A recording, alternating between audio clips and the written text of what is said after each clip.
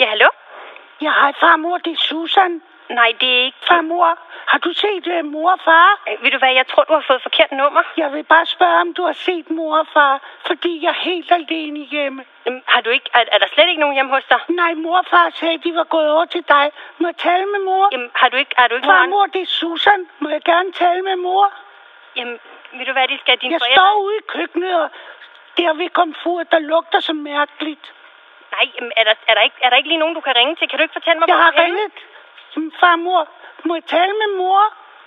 Jamen, dine forældre er ikke her hos mig. Er der ikke hvor nogen... de så er de allerede gået, farmor?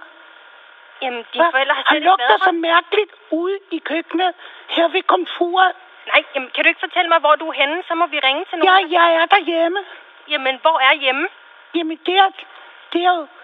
det bliver bare hjemme, farmor. Men der lugter så mærkeligt der ved komfuret. Jamen. Jeg tror, at jeg stryger mig en lille tændstik. Nej, det må du ikke. Nej.